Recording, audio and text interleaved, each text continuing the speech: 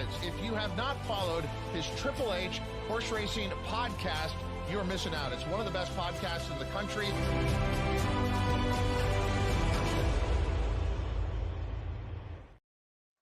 Hey, what's happening, everybody? Welcome to the Sunday, August 10th edition of Saratoga Today here on the HHH Racing Podcast. I am your fill-in host, Pete Visco, filling in for Howard Kravitz, who normally hosts on Sundays, but he is actually hanging out in Saratoga with Kyle Roscoe, who, happy birthday, Kyle Roscoe, for anyone out there who knows Kyle or wants to tweet Kyle or send Kyle a message, give him a happy, I think, 26th birthday today. So give him a shout out. Hopefully he can cash tons of tickets today to celebrate. Today, as usual, myself and my co-host will be going over and previewing the late pick 5 at Saratoga, races 6 through 10. So we'll jump into that in a second. Let me zip through real quick a couple items. If you look down below, subscribe on our YouTube channel, HHH Racing Podcast. Subscribe, comment, hit the like button on this podcast. Lets the algorithm know that you like this podcast and you want it to be in everyone's feed so everyone can watch this show and all of our shows. Subscribe, then you know when all of our content is coming up, you'll be able to see everything, and then hit the notification bell. That'll show you every show, to give you a notification of every show we have coming up so you don't miss any, especially if we do something ad hoc like a carryover show or something to that nature. Also, you see below, if you're not a viewer, but you're an audio listener, check us out. Apple Podcasts, Spotify, Anchor. We're all over the place. Check us out there if you like to listen instead of watch. On Twitter, or X, I should say now, at HHH Racing Pod. That's Howard's personal Twitter handle or X handle, and it's the show's X handle. Check us out on there. Tons of updates, especially you'll see photos and live information from Saratoga this weekend. So definitely check that out. Power picks, real quick. Our standard power pick tip sheet comes out every Saturday. You get between 2 and 3 tracks worth of information, ABC grids, price, spot plays, all kinds of stuff. Yesterday, Howard did the standard picks, and it was on fire. I think had Little Nye and El Corderosa at Saratoga. The winner of the Arlington Million, which we don't like to say Arlington on here, Fort Washington, had that on the tip sheet. It was on fire yesterday. Check it out. Definitely all the information below the video player, or go to our website and you could see tons of information, including examples of the tip sheet. So you'll know what you're getting into if you do sign up. And like I said, here's our website, hhhracingpodcast.com. You'll find tons of information. You'll see photos from trips. You see stuff about the power picks. You see just tons of stuff, articles from Paul Halloran. It's a great place to drop in and check everything out. But again, most importantly, you can find out information on our power picks. Now, let me jump into our co-host. I'll bring in my co-host and we will start getting this handicapping going so we don't wait too long. Today, joining me again, my second time as my partner on Saratoga Today, my friend, Chris Walsh. What's going on, man? How you doing? I'm doing very well. Pete, good to see you again. Good morning. Good morning. Happy birthday to Kyle and happy birthday to Katie, both in the chat this morning. Yes. Let's do the chat while we're both on. I know Katie had her birthday. Yes. Is it today, did you say? Is it in there? I don't remember if it's in there. I know she said it was this weekend. I think it was Saturday. I think it was Saturday as well. But Katie, as usual, is always ready. Yes, Katie, scratches are out. We have accounted for, thank you. We have accounted for scratches in our picks today. So luckily they came out in time. Hey, there you go. Saturday Flirt, big scratch. That was actually a horse that Chris had to take off his picks. So he agreed with you. There we go. Yay, Pete. Thanks, Katie. We got Tom Espinoza in the chat. Oh, we got Matt Miller. Sweet Mimi cinnamon rolls and Salivo in the same 12-hour period. Heaven. Matt is in Saratoga as well. We got Paul Conlon. Yes, boom, boom, boom for Team HHH yesterday. It was a big day. Jim, happy birthday. Glad to be on time for today's show. I'm glad you are, Jim, because I almost wasn't, because I was expecting the show to start at 10:45 like it normally does. So I'm glad I was paying attention, and Chris tried to hint at me subtly, but I did not take the hint. Katie said, Pete, ending my birthday weekend off on a high note. Hopefully it got a little bit better than this. Not that we don't love the show, but hopefully you got some other great stuff, Katie. And we have the birthday boy, Kyle Roscoe. You're very welcome. All right. I think that's enough dilly-dallying. Let's jump into these picks. How are you doing? How was your day yesterday, Chris? Let me ask that first. How was your day from It a was great. standpoint? I ran second to Howard, I don't know, in 3 or 4 races with Excellent. prices and hit some really nice exactas on the show. So that was good. Beautiful. Yeah, I actually had the pick 5 so I didn't know about all the hullabaloo about the race being run. I was at the movie, so I didn't know about all the hullabaloo about the race being run, the last race at Saratoga being run at the wrong distance. But Again. luckily, from what I was seeing, a lot of people said, "Oh, the 10 would have won if they went the full distance." And I was like, "Oh, the only thing that cost me is I had the 10 on my ticket. It cost me a few extra hundred in the pick 5, but I was happy to cash the ticket anyway." But I'm assuming that will be something that Paul can rant about on Thursday's show. But I don't know if you have a thought on that real quick. It's just like the 3rd time in the last 4 or 5 years they've done this. I mean, they didn't catch it. I had one of these once at Los Alamitos where it was a quarter horse race, and they had run it at the wrong distance, and it didn't go official. And it was like a long time where it was under inquiry, but they weren't showing anything. And then they came back on and said they ran it at the wrong distance, so they made it at all. And I had singled the winner. Yeah. Which was like a 12-to-1 shot, and the pick 4 would have been gigantic. Oh, and they screwed you. Yeah, and I ended up only getting it once because I only had one horse in that race. Yeah. So, yeah, I was actually happy they didn't make it at all yesterday. So, luckily, sometimes incompetence works out in your favor every once in a while. So I'll take that for once. But yeah, let's jump in. Let me bring up the Equibase here. Like I said, we're doing the late pick 5, which is races 6 through 10. Post time for that is 4:07 p.m. Eastern. And I think I took care of the scratches. Yes, I did. In this race, we have a field now of 11, with the favorite being all the way on the outside, the 12, Spirit of the Law, Barkley Tag, Junior Alvarado. Let's see where we're going. Chris is going with 958. I am going with 912.5. So you're going with the 9. We're both going with the 9. Make your moment. Why don't you tell me what you like about this one, Chris? Right handle, he does well with these. This horse has been running at this level before. I'm skeptical of some of the droppers. I think this one fits here. I'd like to have a little bit better jockey, but he had a good workout back there on August 3rd, and I feel like this is a good spot to take a shot with the 6-to-1 horse. I understand the 12 dropping off that maiden special weight for Barkley Tag and Junior, but it might be a little bit too far out on the outside there, which could present some problems. Yeah, I don't know if it was you and I who talked about this last time. I think it was on our Picks and Pony show, but I always have the maiden special weight drop to maiden claiming. We always know and I know Paul always calls it sort of the biggest drop, one of the biggest drops in racing. But isn't it always, it's tough, don't you think, when you're looking at a horse and you go, man, they've just been bad. And not saying that's the case for the 12. The 12 has some good races in there, but it's just odd sometimes when you're like, man, this horse has just been bad at the maiden special weight level. How do you gauge that? So how do you look at that against the drop, where it's just like, do I just assume, hey, the drop is going to cure all that ails this horse? Or it's like, man, this horse just sucks. I don't care where they run him. Yeah, I think this horse just sucks.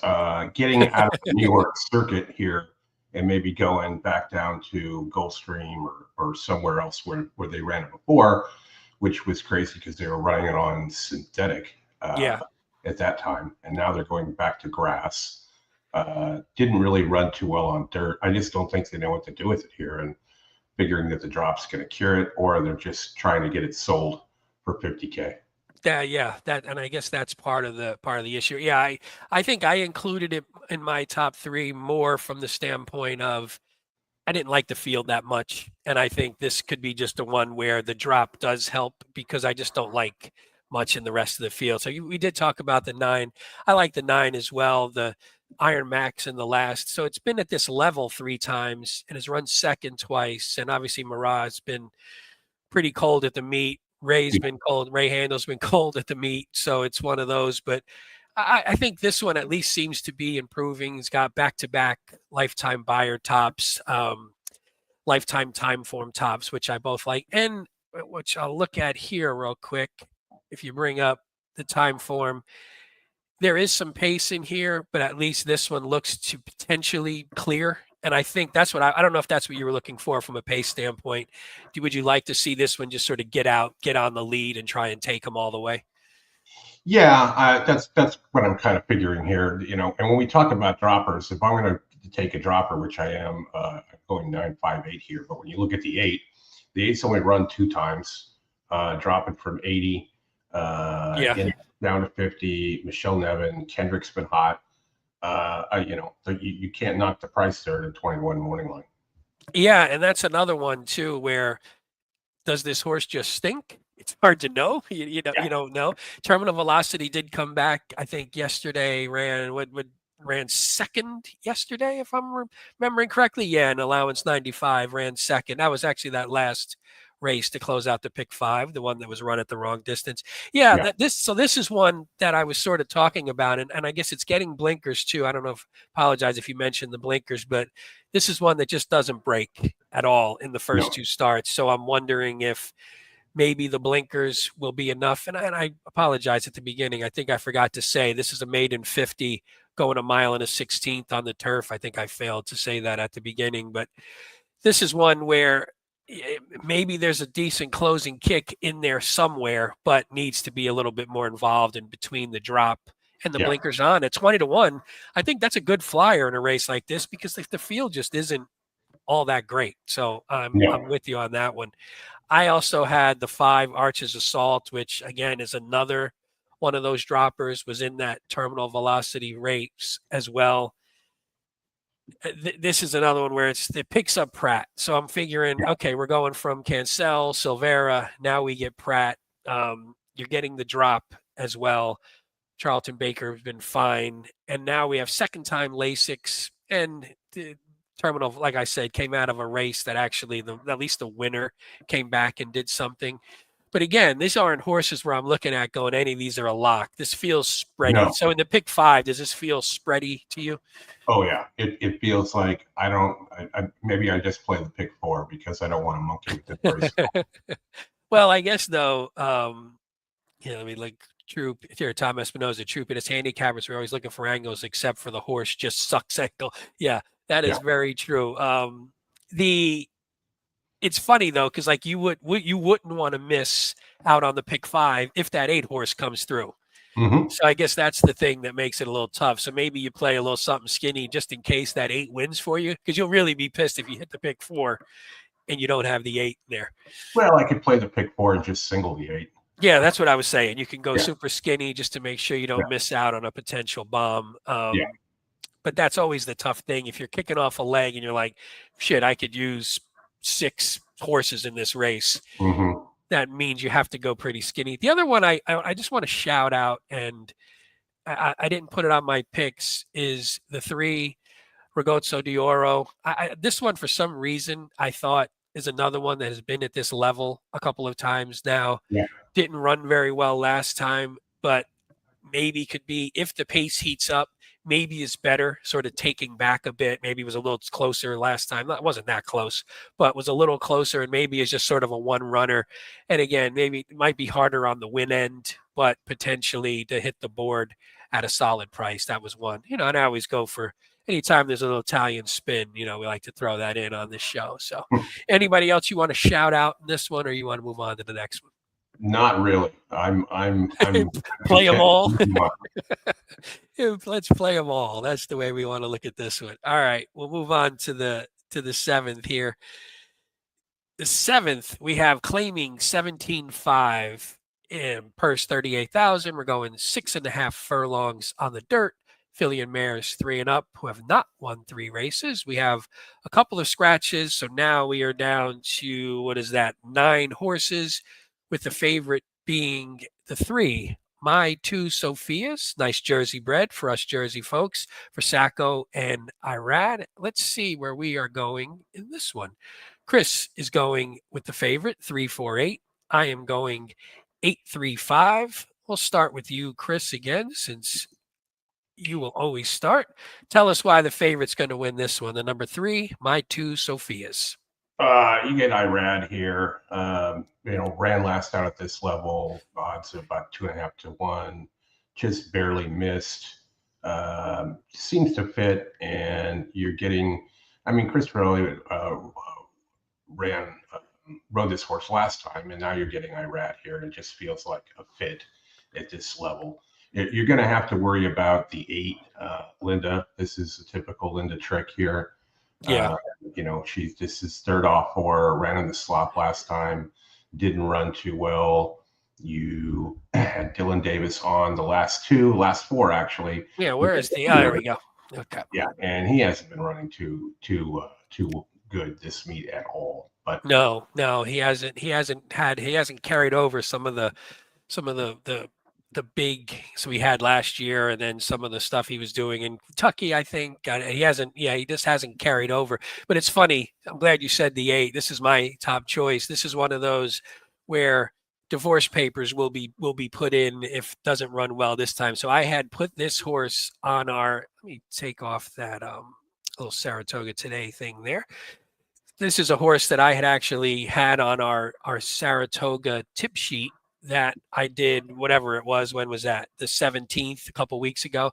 So this was a horse I had on there because I thought the trip 2 back I didn't love very much, and I thought there were some excuses. Then came back last time. It was like you said, it was stretching to 1 1/8 miles, was in the slop, was sort of down on the rail, and then swung wide, and then just sort of didn't have the kick late. So I'm going to give this horse one more shot. Now we're cutting back down. I don't know. There's something I like about this one. And I actually had a crap load of stats, which let me see if I had them handy here because they were easier to look at on the screen. Just some interesting stats for Linda Rice. The first one, past 9 months, dirt sprints, third after, I forget what the layoff, but it was this layoff period. So third after whatever the 200 and something days, I forget what it was. 3 for 3 wins in that one. Very small sample size, but still 3 for 3. Mid-level claiming, so 10 to 40 as DRF classifies it, going route to sprint on dirt past 2 years, 36%, 60. And then 10 to 14 days. The source is running back in 14 days. So I did 10 to 14, and Linda 23%, 57%. So this is a horse I don't know. It's maybe a sucker move to come back with the same horse, but there was something I liked last time. So I'm going to hope that maybe the slop and the 9 furlongs got her a little bit last time. And now we're going to get the race that I hoped she was going to run last out. And I hope we're going to get it here. And I had some stats to back it up so it doesn't look like I'm a complete moron. So you had this one in third too. Do you look at this one as a win contender? I know you said you didn't love the last couple, but for sure. But I also give a look to the 4 here. Yeah, let's talk about the 4. The 4, 3 back, 1 at this level, then went up the ladder. Didn't run really well. It's had trouble in the last 2, stumble start, bumped, and whatnot. So if this guy can get a decent, or this gal can get a decent break out of the gate here and get up on the lead or close to it, I think can be somewhat dangerous at a price. Yeah, it's funny because let me put some of these folks' picks up so everybody can see their picks as well. I like when you get a price on a horse that did run well at the level and then tried to move up and was crap, and maybe the last 2 that were crap are driving the 12 to 1 price. But if you look 3 back, this horse was favored at this level and won. So if nothing else, I feel like you're getting some good value, and you just hope that they can run back to that. And it was just a case of, hey, they just shot a little too high. And sometimes they shoot a little too high, and now you're getting them back to a group that fits them a little bit more. I had the 5 Dashing Della. Again, I'm going with NYRA, which is probably the mistake since there's not a lot of wins. But I look at this horse as more of a. I thought if just doesn't get mixed up in a hot pace, which I didn't show the pace here, and from a time form standpoint, it looks like the 5 is clear. Yeah. And again, if that's the case, and I'm looking at the 5 going, okay, as long as this one doesn't have any pressure, maybe can carry the speed and maybe not on the win end, maybe gets beat because you see the 2 for 35, 1 for 29 on fast dirt, 0 for 10 at the distance. This horse never wins carrying the speed, but I thought if nothing else could maybe carry the speed and hit the board at a decent price. And if you can do that and you get somebody, like if you can get your horse, if you can get your 4 horse runs well and you can get the horse like the 5 underneath, now you're talking, hitting a try, hitting some exactas here. So that's what I was looking. Sometimes the pace play for me is just enough. Again, it's not the best field in the world, so I'm not looking. I don't think there's anybody that's a true standout. Yeah. Let me see if there's anyone else. I don't think there's the. I didn't like. I don't know what you thought. We had the entry, the 1. Are both in? I can't remember now. Are both the ones in? Yeah, both the ones are in. Neither one of them struck my fancy a bit. They look like they'll take a little bit of money, but I just couldn't get there on either one. Nobody else for me. I don't know. Do you have anybody else? Oh, wait. Let me see. Somebody made a comment in the chat, though. I will address. Let's see. The 6 is who? Dream on Cara. Dream on Cara. Thanks, Rob. Only winner on the course, 1 here, and actually 1 last out going 7, at a relatively similar level, not, now stepping up a bit. But again, that one closed from deep. I just don't know if I looked at that horse too, and I wasn't sure if there'd be enough pace. This horse is generally in the back of the pack. Yeah, that's what I thought too, Pete, because you just can't seem to close at 6.5. The 7 might have helped. The 7 and got a little bit of a hot pace last time. You could see, as we always show on here, you could see the red coated fractions here. So did get pace to run into. But again, if weird stuff happens up front, but I don't know if that's something you can easily rely on. But I do think this could be a nice underneath horse too at a solid price. But I think we're saying that about a lot of them here, unfortunately. All right. Yeah. Anybody else you want to hit? Or are you good on this one? I am good on that one. All right. Let's move on. We got the 8th race. Allowance optional claiming 45, purse 100,000. We're going 1 mile and 1/8 on the inner turf. It says the rail is at 18 feet. I didn't look to see if that changed or not. I don't know if I assume it's right. We have a field of 10. We have, for anyone watching, 11 through 15 have scratched. We have a field of 10. We have the favorite, the number 8, Con Man, for Cassie and Ortiz, who have been phenomenal together as a pairing, which we will talk about. Let's see where we're going. Chris is going 1-3-2. I am going 2-8-3. So, Chris, you're going with the number 1, Slap in the Face. Hopefully this horse does not slap you in the face. What do you like about this one? I'm hoping I'm going to like the trip this one gets. If it can do what it did 3 back there back in November, and we're second off the layoff here for Tony Dutro at 11%. He is. Manny Franco rides. Needs to be a lot closer, but if you can sit a trip here, and it should get a nice solid trip out there, I think these guys can boot home a winner. And then I did like I like your 3 American Grant as well. Same thing, Ricardo Santana Jr. riding very well, should get a decent trip as well and make a big run at the end. The 2 horse Mo Trump. Can we talk the 3 real quick? Because this is one of those, another one where you look at it and go, man, this horse just doesn't break, and you're going to need. And actually, we'll look at the pace real quick. And here, though, at least from a time form standpoint, where they're projecting a hot pace. So I think if you're looking at the 3, that's going to obviously be beneficial to that horse. But man, this horse they need to figure out why this horse, they have blinkers on, so it's not the blinkers. This horse just can't break for crap, and it's just always in the back. And but I like the horse with you. I just, you worry, especially when they're not super top-notch horses. You worry if they're just going to have enough. But it worked last time, so let's give this one a shot. El Delary, that horse disappointed me yesterday, but got the nice win. And what I liked about this one was, as a 5-year-old, but I like that came back in 2025 and has run well both races. Lifetime buyer, top and last. So maybe seems to be at least a little bit on the upswing. So, and wasn't as far back, at least was in mid pack last time. So I think you're right. If you can get this horse in a mid pack trip, I think this one's really dangerous. And Santana's been riding really well. Who did you want to hit next? Sorry, you were going to say another one next. Yeah, the two. The two is the only one that I think, if you know, I have it getting the lead, and if it just goes, we've seen that before on the inner turf where they don't, you know, if the other riders fall asleep, then I think the two might be able to get away. Well, honestly, so this was my top pick, and not with super confidence because of the way the pace looks like it could play out, but I'm with you where I thought, hey, this one I think might just be faster than the 5. And if this horse is faster than the 5, and like you said, does get on the lead, and then I forget who was riding the 5. And if Carmouche is pretty aggressive generally, so maybe that won't be, maybe the 5 will still be aggressive anyway. But my thought was if the 2 does go and is able to get that lead, because what we don't know, and so it took 23 starts to get this horse on the turf.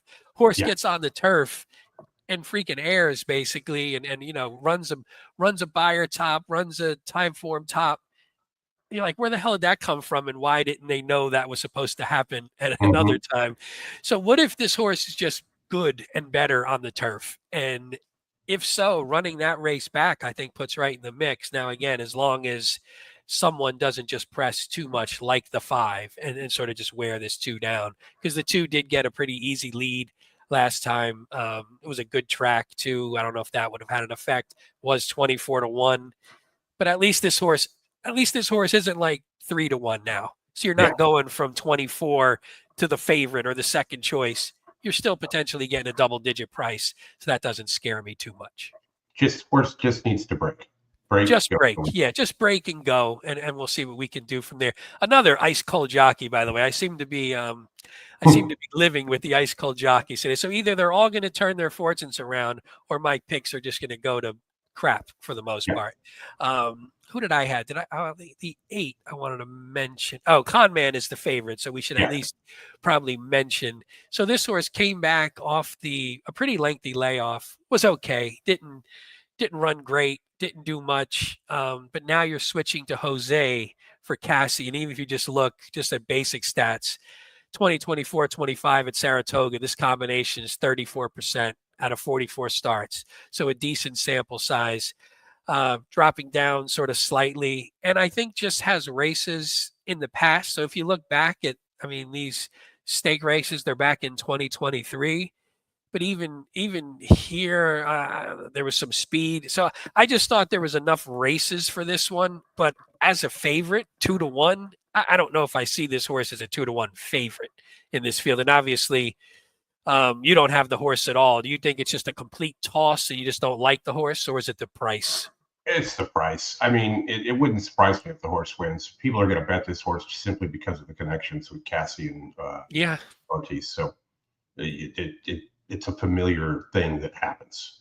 Yes, it does, and sometimes from there you go, but is that enough? And look at the no offense to Sanchez Gonzalez, you're getting a jockey who's just been riding so well, and with a trainer that the combination has been great. But yeah, I think that's probably going to drive the price down a little too low. But again, and I hate to be a broken record, this isn't the greatest field again, so who the hell knows? That combination could be enough to win the race, sadly, because there are no world beaters in here. Let me see. I don't think I had anyone, nobody else that I really wanted to shout out. Anybody else for you? I don't see anyone. Yeah, I think Paul Conlon made a comment. Number 5 has been running an open company, and Carmouche is red hot. Yeah, that's very true. But I was unsure of what this horse was going to do. I assume with Carmouche, like we said, I assume this horse is going to go. Yeah. And that would maybe for me, that almost causes more trouble for the 2 than makes the 5 a true win contender for me. I didn't love the 5, but I thought he could cause problems for my 2 horse as opposed to actually winning the race. Can cause problems for the 2 horse, but I think the 2 is just faster. That's what I was hoping, and that's why I sort of ignored the fact that the 5 could be also speed for it. Anybody else here? You good to go? I think I'm good to go on this one. Good to All right. go into the stakes race. Yeah, let's get to one. We got the ninth race. We got the Grade 3 Mahoney Stakes, purse 175,000. We're going 5.5 on the turf, which for Kyle Roscoe's birthday, he loves the turf sprints. He really doesn't like betting the turf sprints, but turf sprints are where he's had some good horses. Smokin' Jay was one of his ownership horses, and that one was really fun to watch in some of these turf sprints. So maybe he likes the turf sprints a little more. So we have a field of 8 with a very logical even money favorite. The 9, Governor Sam, who my dad. So Chris, I don't know if I mentioned this last time. My dad plays names now. He's 80. In his old age, he plays names. My dad's name is Sam. My brother's name is Joe. So there's a ice cold exacta from my pop just waiting to happen. Didn't work last time when these two matched up, but for my pop, if you're watching, which I doubt you are, oh, there we go. Kyle said they do it to spite me, Pete, I swear. Kyle, maybe this is your day though. So I would say just go all in on this race for the hell of it. But yeah, so you're going with Governor.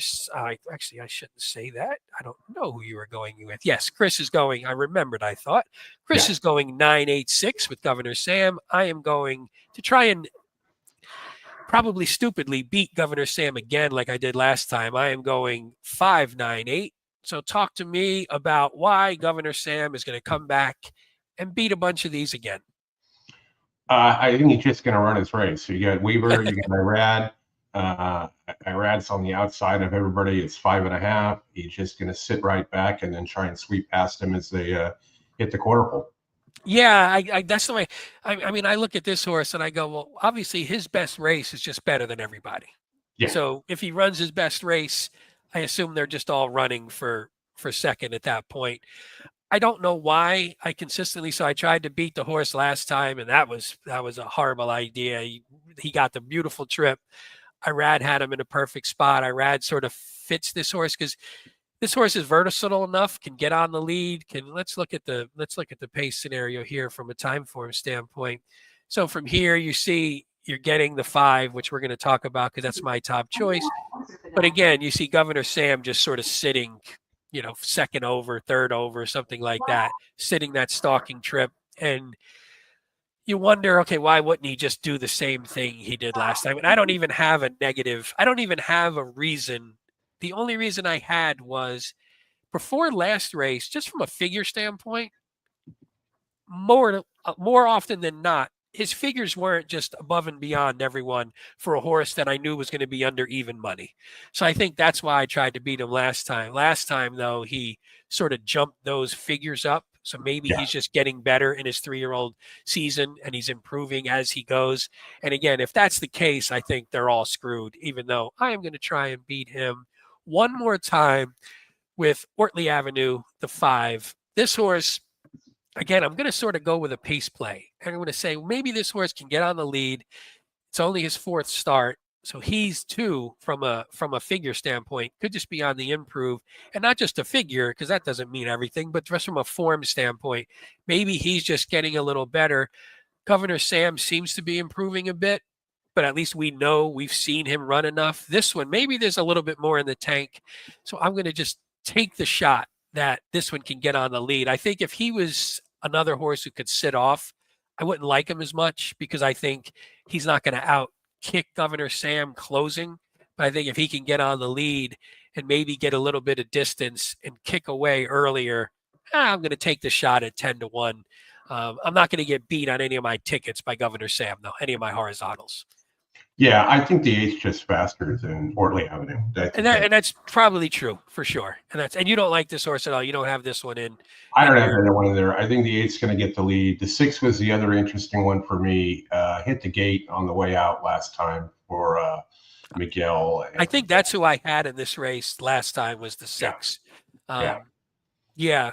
And he rides back. My problem, I think, with this horse just has a hard time from a result standpoint, just doesn't do enough at the end. So this one, it almost seems like, and I didn't do this like a dummy, but this horse seems like a logical board horse always. but Mhm. just always just doesn't do enough to win the race. And again, there's only 5 starts, so we're not trying to make this whole thing his whole career. But I feel like there's just enough there where I was like, I just don't know if he could win the race, and that's why I didn't put him in the top 3. Even though I think from a vertical standpoint, he makes a ton of sense. Yeah. No. The other one you talked about, this one was really interesting. So you have the 8, Cabaldon. I forget. I watched the replay and don't remember how to pronounce it. It doesn't really matter. You have the 8 in second. I have this horse in third. This one just sort of intrigued me. What do you think? What do you think this one's going to do? And beats Governor Sam on debut, by the way, in way back in May 2024. Yep. Governor Sam finished a non-menacing 6th there. I just thought this one was intriguing, but go ahead, talk about this one. This was the one that won that funky race they had at Gulfstream, and then went to Ascot. Yeah.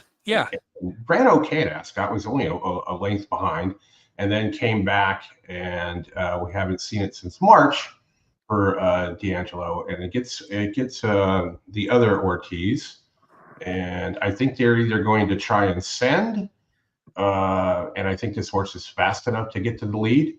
Yeah. And then it could be in an Ortiz exacta if this one can hold on. So this is, I mean, it's funny. This is a $300,000 purchase off a $2,500 stud fee. So usually you see that and at least it catches your attention a bit. Yeah, I thought this one, the thing that scared me a little bit was you get the comeback race in March, and now we're not seeing it again until August. For some reason, that scared me a bit. I wasn't sure if maybe just wasn't going to be ready for this one. You see, was gelded, at least the gelding date in there was in May. Yep. But and maybe that'll be helpful. You never know. This one just intrigues me, and I'm definitely using this one on my pick 5 ticket because I just don't know what this horse is going to do. And there's clearly some talent there. Yeah. I just wasn't I wasn't sure if this is maybe going to need another race because of that second layoff. And again, that just scared me a bit. Yeah. But this is I don't think it's a walkover for Governor Sam. I just think Governor Sam is, he's going to have the pace to run into. Irad is so good at these. Yeah. It definitely not going to be even money. No, definitely not. Would you single Governor Sam in your horizontals, or would you go beyond? Would you include the 8? That's hard to say. Because of the way this sequence is, it's hard to find a single somewhere. But if you were going to, Governor Sam would certainly be that. But it just there's too many other variables. But although Governor Sam is also going to be singled by a crap load of people, you imagine. So if you could beat him, then you're really making some hay in getting this thing to pay out, which is cool. But yeah, I mean, if I played multiple tickets, I would definitely single Governor Sam on one of them. On one of them, yeah, that makes sense. Let me see. I saw Henry Wayne Asmussen takes over the former Lucas horse, and he looks interesting from the rail if he runs back to 2024.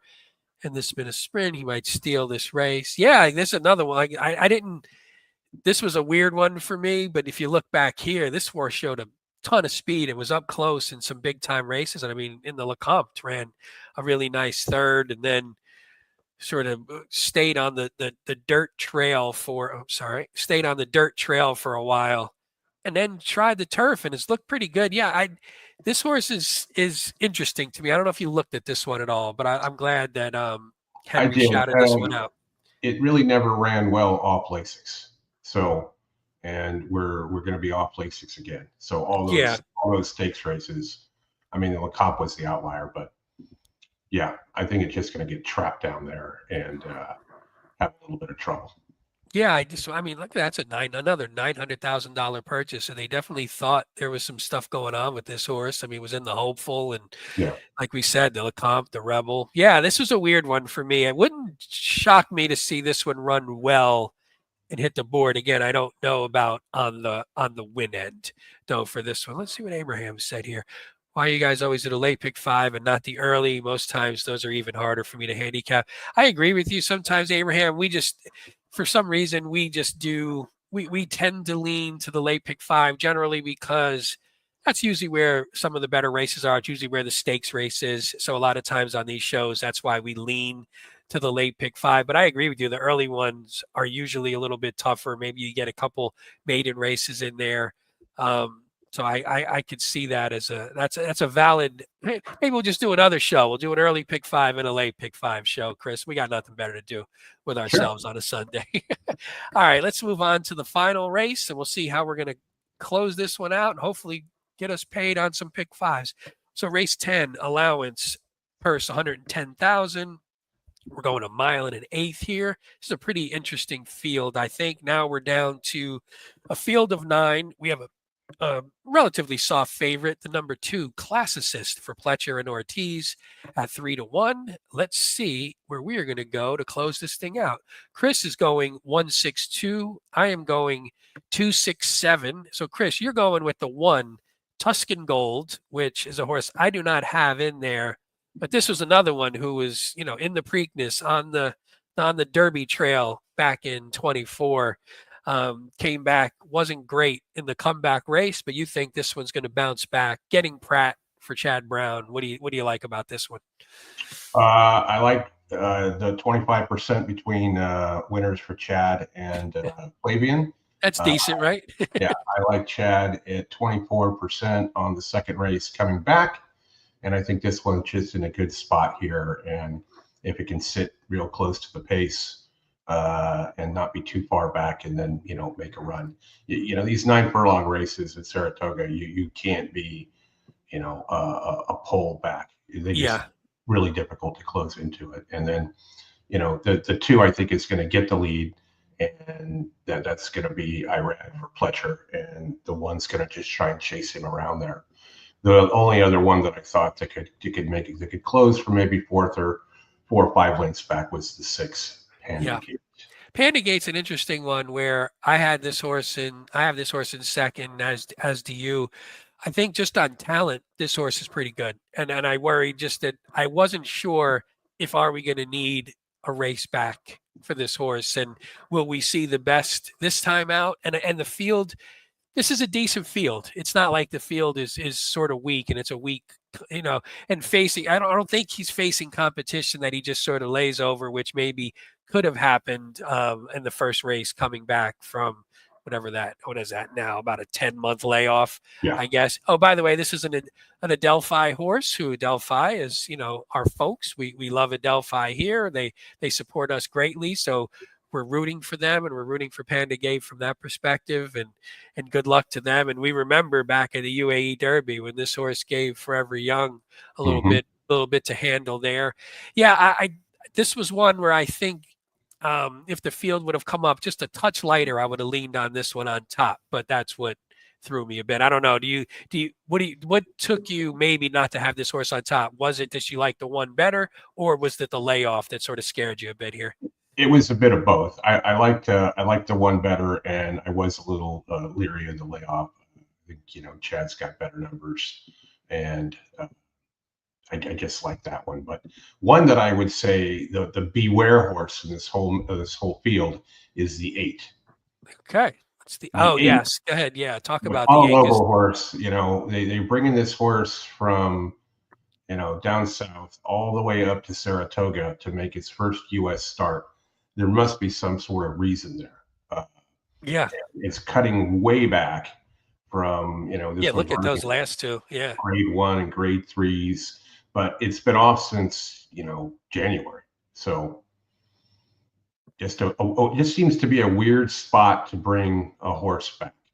Yeah, I agree with you, and I mean it could just be, hey, you got to find a spot somewhere, but hey, you got a little. Here you go. Paul Collins says agree on the 8.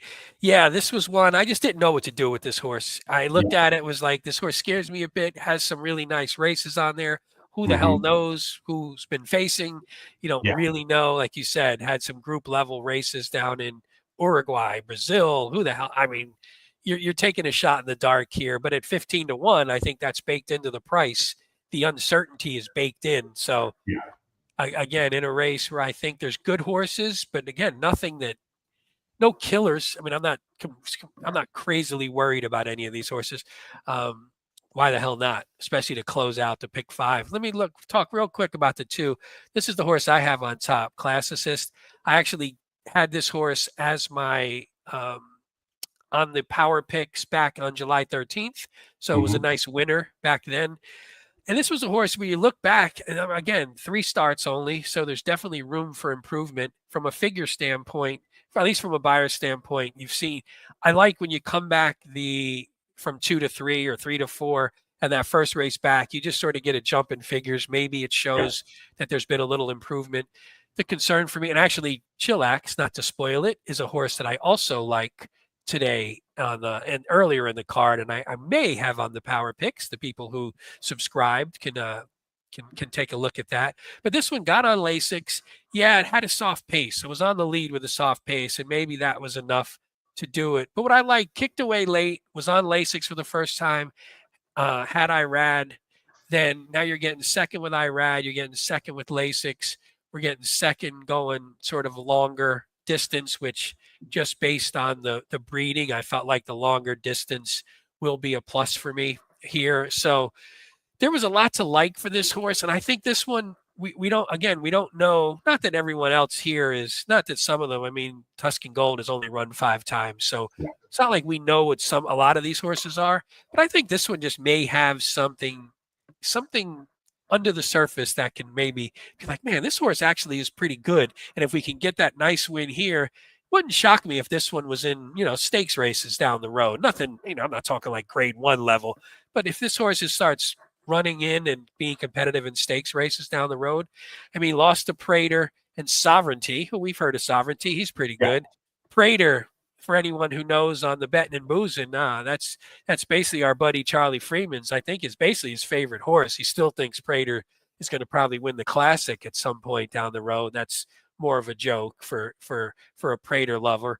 And then even his debut wasn't bad going short, which I just think wasn't what he wants to do. So I think Class Assist has some upside, and that's why I went with this one on top. You have him in third. What were your thoughts on him in terms of why you have him in third, or you just like the others better?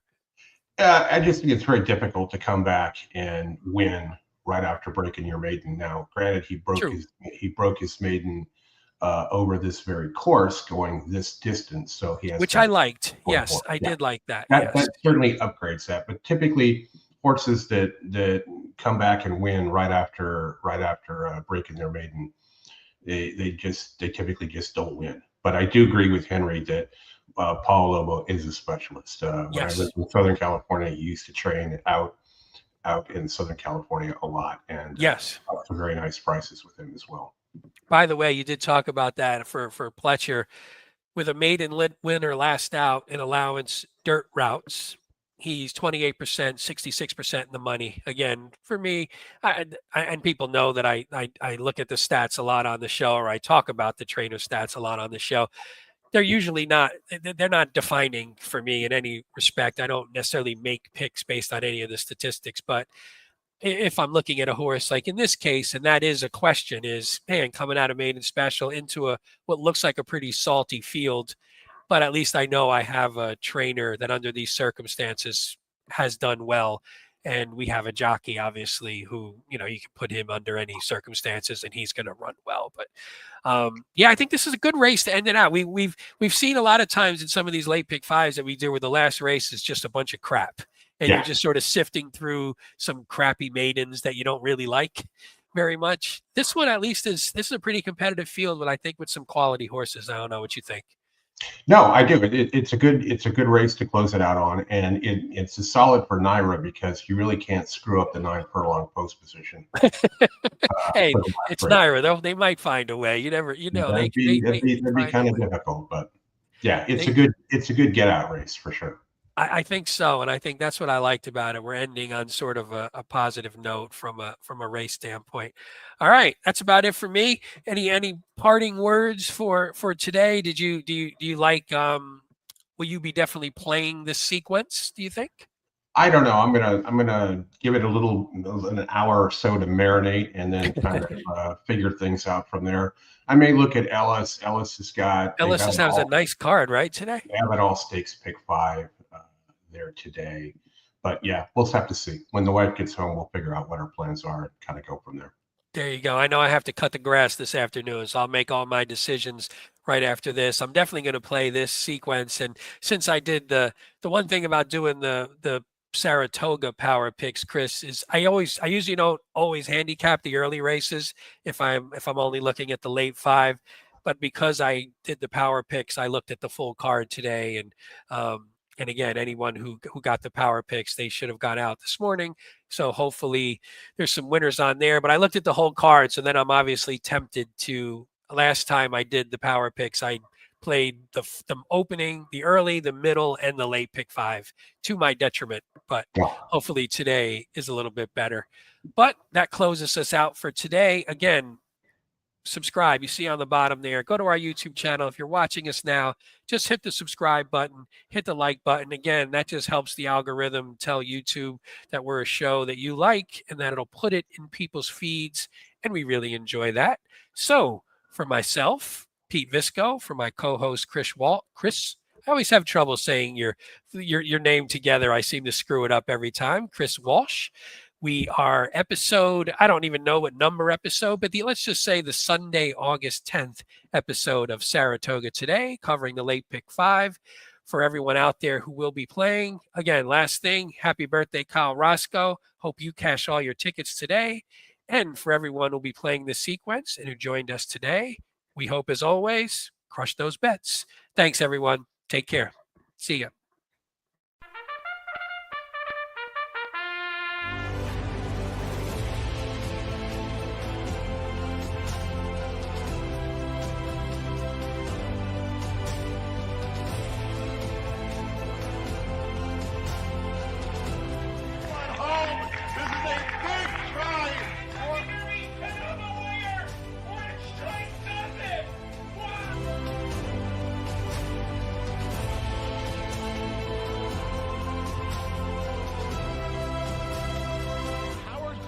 If you have not followed his Triple H horse racing podcast, you're missing out. It's one of the best podcasts in the country.